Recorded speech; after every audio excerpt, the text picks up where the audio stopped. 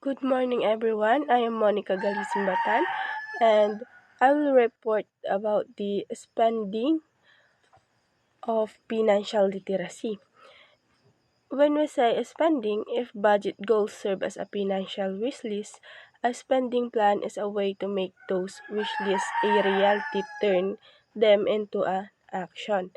So, ibig sabihin lang nitong spending, if ever man na may gusto kang or meron kang pera, dito mo ilalaan yung mga bagay-bagay na gusto mong makuha or yung goals mo sa buhay.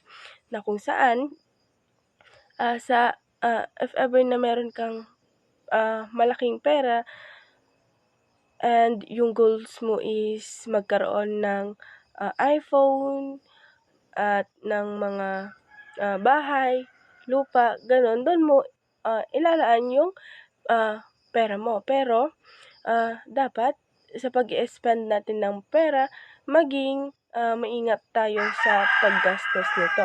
Maging matalino tayo sa paggastos nito at hindi dapat tayo gastos lang ng gastos. Spend natin yung pera natin ng tama. Naintindihan ba yung spending? Sunod naman ay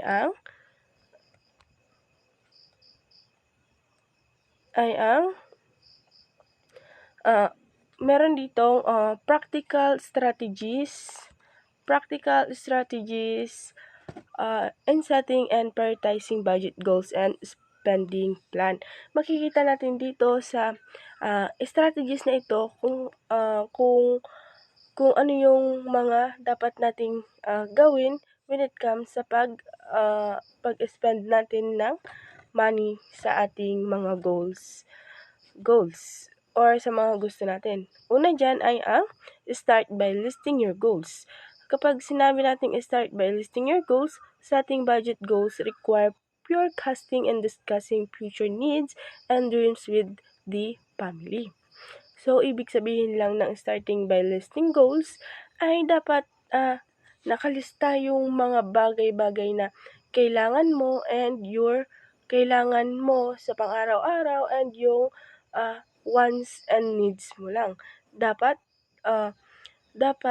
kapag nag-budget ka is ililista mo muna. Ililista mo muna yung mga bagay-bagay na kailangan mo upang makamit yung inaasam-asam mo na mga bagay. Halimbawa na lamang dyan kapag gusto mo ng cellphone,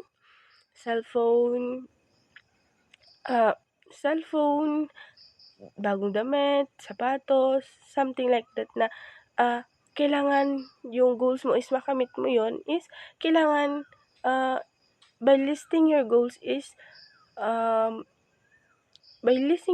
makakamit mo yung mga bagay na yun at dapat financial literacy ka or alam mo yung mga bagay-bagay na kung kailangan ko ba iyon, kung kailangan ko ba iyon or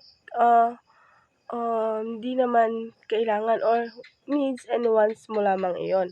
So, kailangan mo ring sabihin sa family mo kung ano yung mga bagay-bagay na gusto mong makamit sa iyong buhay.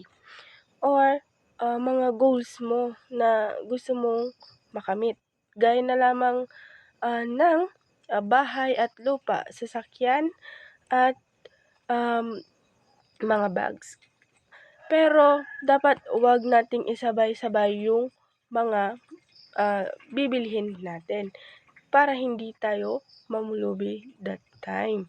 So, ang sunod naman ay ang divide your goals according to how long it will take and meet each goals. So, dapat i-classify natin yung budget natin sa ating goals. If ever man na meron tayo gusto natin ng cellphone, gusto natin ng cellphone, gusto natin ng pagkain, gusto natin ng bag, dapat hindi natin sabay-sabay kunin or bilhin iyon.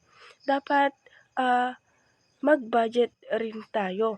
So, meron ditong 3 categories ng budget goals. Una na lamang dyan ay ang short, short-term goals. So, short-term goals, medium-term goals, and long-term goals. So, ibig sabihin lamang dito ng short-term goals are usually the immediate needs and wants. Ito yung mga panandaliang gusto lamang nating makuha. Gaya na lamang ng mga cellphones, pagkain, bags, ganun. Yung panandalian lang sa atin na gusto natin. And ang medium-term goals naman are the things that you and your family want to achieve during the next 5 years. So, ito yung gusto mong ma-achieve na matagal pa. Gusto mong ma-achieve na matagal pa after 5 years or during 5 years, something like that na gusto mong ma-achieve. Parang yung, halimbawa na lamang dyan kung gusto mong ma-achieve na magkaroon ng bahay, pag-iipunan mo talaga yun ng 5 years. So, kapag long-term goals naman, ito yung extend well into the future such as a planning for retirement. So, kapag meron kang work, ito yung mga plano mo pagkatapos mo or bago ka mag-retire. Halimbawa na lamang dyan is yung farm na kung saan kahit hindi ka na magtrabaho ay merong mga pagkukuhanan ka ng income mo if ever man na may farm ka. Andyan yung mga manok, gulay, and yung mga iba pang nasa napakaloob sa farm. Dapat talaga is maging maingat tayo sa pagbabudget para maging financial literacy tayo and hindi yung kung may gusto ka is uutang ka lamang para makuha yung mga bagay na gusto mo. Huwag pong ganoon. Dahil ikaw rin lang yung mahihirapan in the future na magbayad. So, next naman is to estimate the cost of each goals and find it out how much cost. So before ka ng gusto mo na mga bagay, yung mga bagay na gusto mo lamang is alamin mo muna kung magkano ang mga iyon.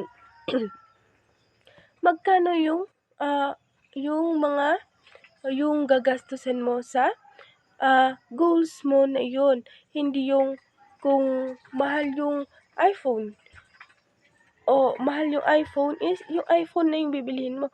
No. Dapat meron kang alternative goals na kung saan kung hindi mo makuha yung iPhone, meron naman ditong Vivo or Samsung na mas mura. So, alternative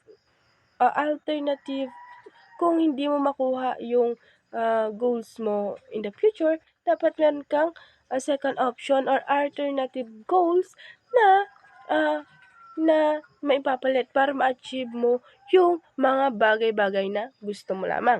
Naiintindihan ba? Estimate the cost of each goals and find out how much cost.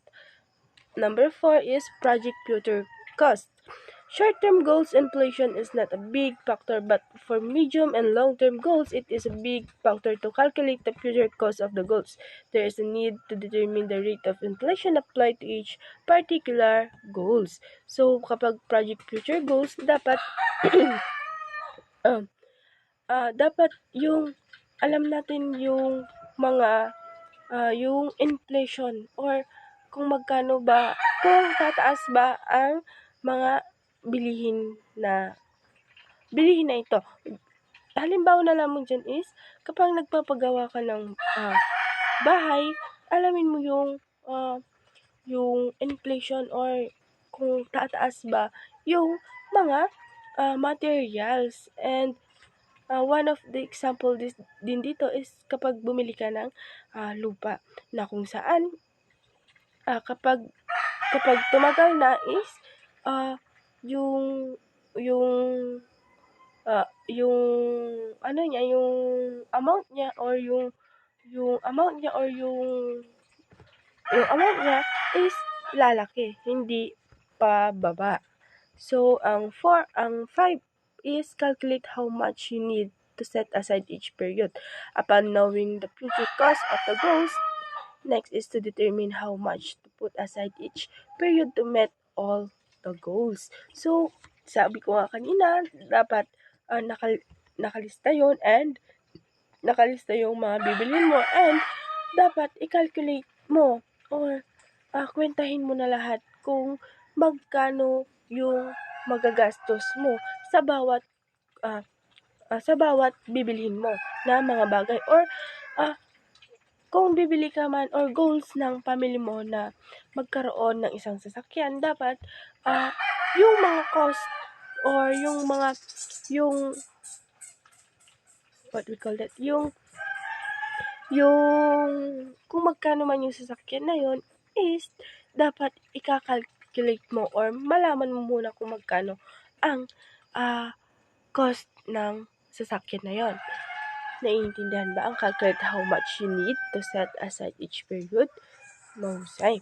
Ang pang-anim naman is prioritize your goals. When we say prioritize your goals, hindi yung upon listing down all the goals and estimate amount needed for each goals.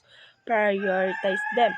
This serves as a guide in decision making. Nakakatulong ito sa decision making kapag nag-list down tayo or nagsusulat tayo ng mga dapat na makamit natin in 1 year or 2 years or more than a year, na kung saan hindi dapat sabay-sabay yung goals natin na dapat nating bilhin. Dapat talaga is, example is, nag-decision na kayo ng family mo na bumili ng needs nyo na mga pagkain, mga ganyan.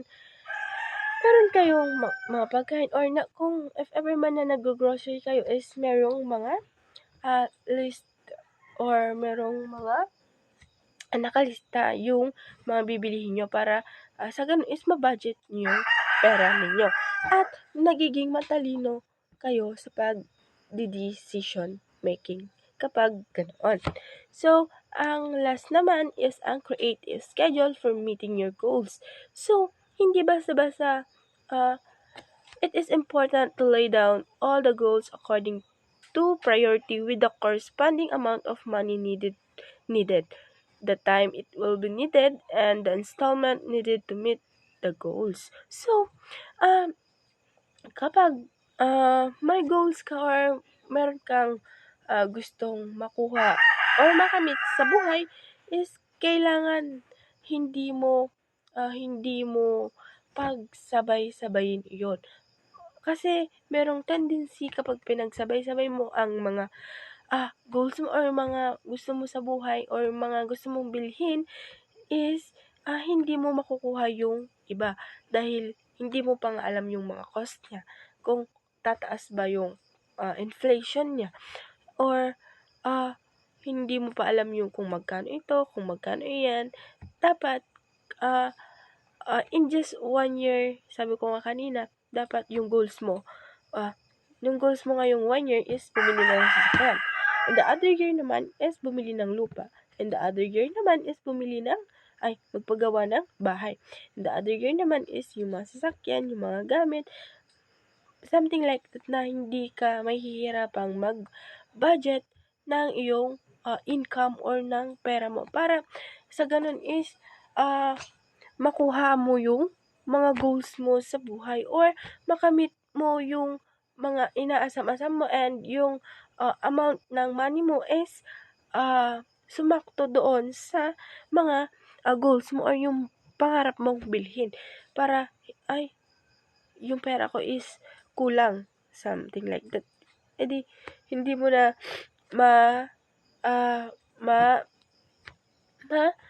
bibili yung mga bagay-bagay na gusto mo. Dapat kapag nag-decision making tayo when it comes sa pera is maging matalino tayo sa paggasta nito dahil hindi madali ang kumita ng pera. So, naiintindihan ba ang 7 spending goals or yung mga strategies? Husay. Sunod naman ay ang investment and investing. So,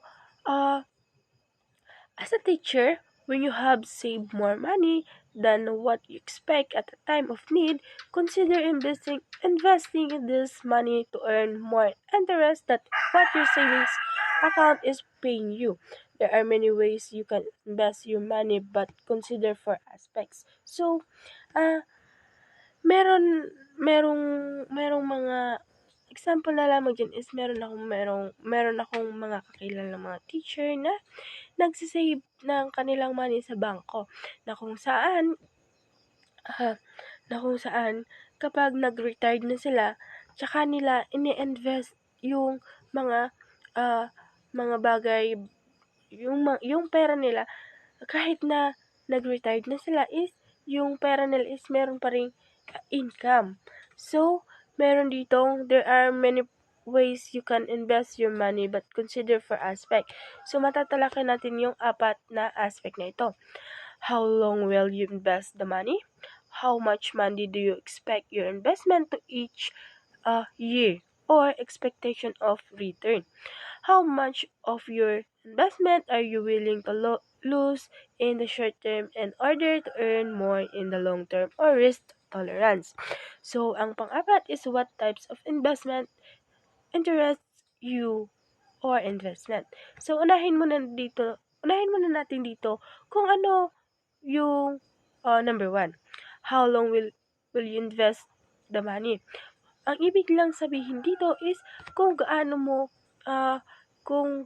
katagal i-invest yung money mo sa pagninegosyo, sa mga bagay-bagay na gusto mo. Kapag kasi nag-invest ka sa pagninegosyo like example na lang dyan is yung mga pababoy is andyan ka lang sa bahay mo or nababantayan mo pa yung mga alaga mo. And kung gaano mo katagal i-invest yung pera mo sa negosyong iyon or sa bangko, kung gaano mo i-invest yung katagal yung pera mo. So, number 2 is how much money do you expect your investment to earn each year? So, ano nga ba or paano or ano yung expectation mo of return your money? Or ano yung example kapag or yung tubo mo na ito or yung tubo mo na kung ano yung kung ilan yung kung ilan yung expectation mo excuse me, kung ilan yung expectation mo na bumalik yung pera mo with the income na nakuha niya or yung tubo na ng ininvest mo sa isang negosyo. So, merong iba is nag-invest ng 100,000, merong iba is bumabalik ng 150,000 or 200,000 kapag nag-invest sila sa mga negosyong iyon. Example na lang dito is yung babuyan. Kapag nag-invest ka sa babuyan or 100,000 yung nilaan mo doon is pwede kang kumita ng another 100,000 din. So, ano yung expectation mo para ma-return or bumalik yung pera mo? Ganun lang kadali intindihin yung number 2. So, dito naman sa number 3, how much of your investment are you willing to lose in the short term in order to earn more in long term? O ito yung risky ka na or willing kang mawala or malugi sa pagkaganon. Kung gaano malugi, parang risk tolerance or yung kung nalugi ka man is tatanggapin mo ba? Parang ganon. Is yun yung mga bagay-bagay na kailangan din nating tanggapin kapag nag-invest ka. Maaari kang malugi or maaari kang kumita. Sa mga pagkakataong ito, dapat maging acceptance is the key. Kapag nalugi ka, accept mo na lang kasi parang ang pagnenegosyo is parang ang pagnenegosyo or ang pag-investment, sabi nga nila is parang sugal na kung saan pwede kang kumita or pwede kang matalo. So, ang last naman ay what types of investment interest you? Bilang isang mag-aral muna is dito sa number 4 kung ano yung mga